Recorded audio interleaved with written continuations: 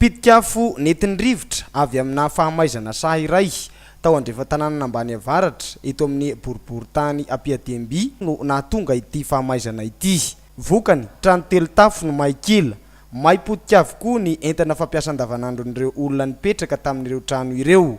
Fianakaviana 50 mahery no tsy manan-kelofana. Maly tokotokony tamin'ny ray sasany ny stadio nitondra ny kalalaon'afo dia may ny trano ray lehibe dia teo zany ny atombohan'ny afo voalohany. Tonga ny mpamonjy voina tsy hitatsony izay amonjena ny lelan'afo dia fa mifamonjena aby zany na ny entana na ny olona nefa nindrisy fa tsy nisy entana voaraitsony. Hatramin'ny kopiny kilonga ny karapanondro ny boky fisoratana ny boky nombony sasany may dia may sa misy tratrany misy kely anaka kely mampalahelo sa tena sa misy ninona misy na vilinanana na ina tena sa nisy tratra taony anazy izay tena mampalahelo. Le ohatra zao mba nisy rano akaiky ngamba mety mba sa mahitsa dia may besaka ohatra ny ny trano dia zay zany mba etaetanay zay rano zay any ambany any naka rano dia ritra ny rano dia sanaharaka. Mariny fa tsy nisy ny ainana fohy fa nanao vonjy rano vaky ho an'ireto fianakaviana ny haramboina reto ny antoko HVM na hery vaovaon'i Madagasikara eto Ambositra